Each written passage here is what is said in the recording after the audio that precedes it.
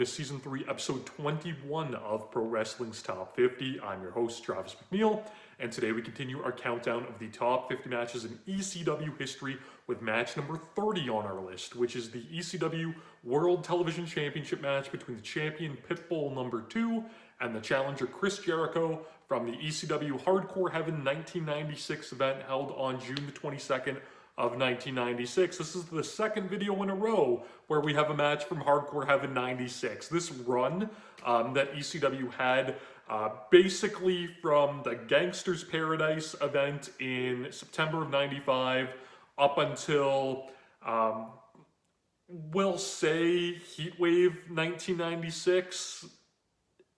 Maybe the Doctor is in, but that run of about a year is absolutely my favorite stretch in ECW history, specifically that run during the spring of 96, which includes this show, is just blow away great. The shows are top to bottom excellent. There's so many matches. You get the big high profile matches that get a lot of talk, but you also get fantastic, I'll say kind of hidden gem matches like this one, which, you know, are constantly in the shadow of other matches from that time frame involving the same guys.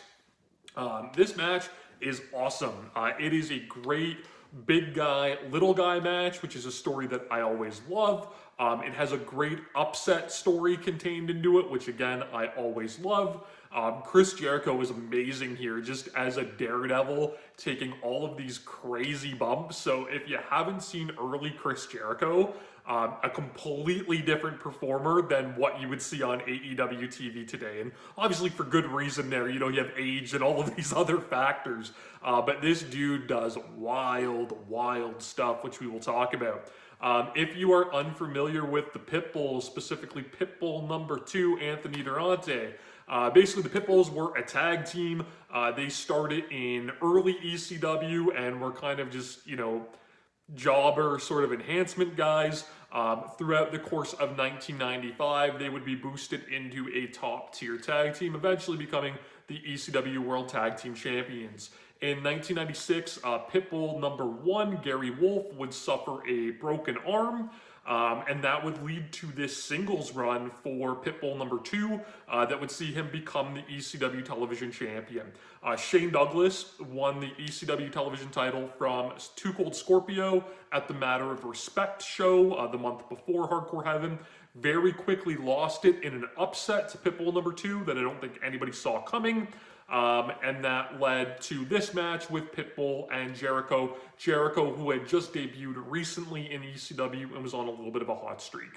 The story here very early on is the speed and striking ability of Jericho and just the raw power of Pitbull number 2. And they establish that immediately. They lock up and Pitbull just tosses Jericho to the floor.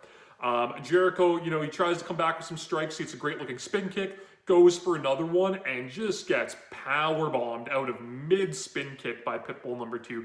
And that's the thing with Pitbull number 2. I use that word raw because this dude is freakishly strong and not everything with him is, you know, incredibly graceful or anything like that. But everything looks brutal. That is what the Pitbulls bring to the table, and Jericho is the perfect opponent to accentuate that.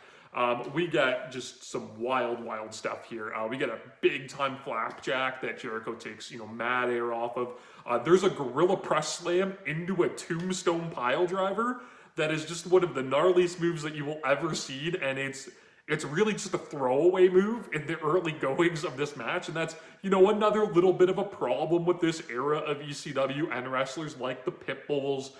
You know, the Eliminators would be guilty for this as well, where they do so much crazy stuff that it's just kind of thrown out as like transitional moves sometimes, and you really don't get to sink in what you just saw because, you know, they're back up, you know, going toward the next spot, you know, a moment later. But just crazy. A gorilla press into a tombstone. It was nuts.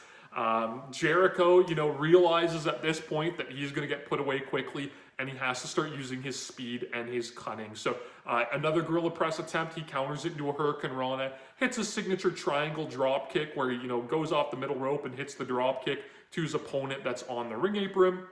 And he follows that up with something that completely blew me away because I don't remember Chris Jericho having this move in his arsenal. and he hits a triangle moonsault. So if you're familiar with Dragon Kid in Toryumon or Dragon Gate, you know, he would do this move a lot where he would basically hit like a lion salt, right, which we know is a Jericho move, but he would hit it while his opponent's on the floor. So he'd essentially hit this lion salt inside the ring, but kind of vault himself over the ropes onto the floor. And Jericho busts this out, and it blew my mind.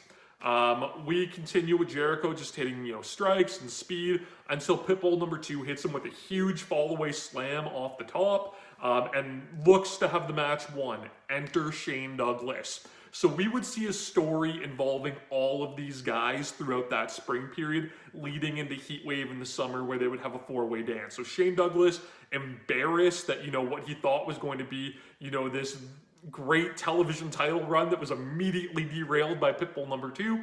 He comes out and he plants his lips on Francine. So again, you know, unconsensual kissing, something that certainly is not okay today, but, you know, in the 90s, especially in ECW, we saw it all the time.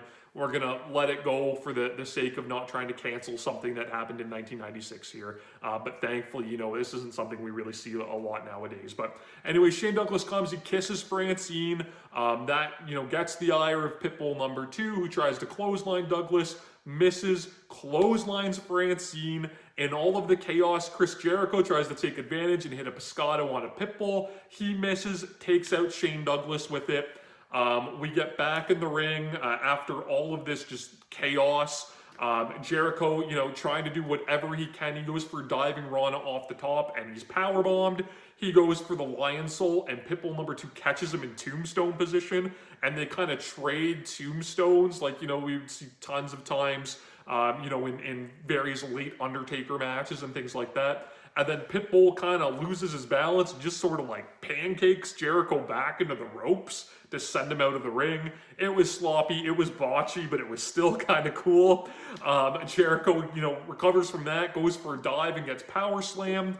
And to his credit, keeps kicking out at 2. So Pitbull number 2 goes for his big grand finish, which is the Super Bomb. That's what the Pitbulls would use to finish everybody off. He takes Jericho up top, goes for the Super Bomb, and then mid-Super Bomb, Jericho counters it into a Hurricane Rana, and it's enough to keep Pitbull number 2 down for the Flash 3. We get an upset that nobody saw coming. We get another rapid title change in the television title division as Chris Jericho becomes the ECW World Television Champion. The finish came off incredible. I always kind of laugh about this because years later, Kid Cash and Easy Money would do this same spot in the year 2000, and that move would get so much airtime on television. And it was this incredible jaw-dropping spot. It was used in video packages. They would redo the match a couple times hitting this spot. It was so great, but here's Jericho and Pitbull doing the same thing in 96 that everybody kind of forgotten about. At the end, we get a show of respect. Again, you know, cementing Pitbull number 2 as that babyface that, yes, he was bested, but, you know, he respects that Jericho got the one better on him, you know, on this given evening. While, you know, Shane Douglas stews at ringside that his plan to try to, you know, cost Pitbull number 2 the title, it sort of worked. But, you know, you have these guys with his title. And again, you know, we would get 2 Cold Scorpio involved, and that would lead us to the 4-way dance. This match is great. It's under the radar. It's so much fun. It's got crazy, crazy moves, a great little story, and the whole thing doesn't go much more than 10 minutes, which is perfect. You can check it out, of course, on the WWE Network. You might be able to find it on Peacock. I'm sure you can look it up online if you need to. You can subscribe to my channel here on YouTube so that you don't miss a video. Follow me on Instagram and Twitter at Wrestling50, and please join me again tomorrow as we continue to count down Pro Wrestling's Top 50. Top 50.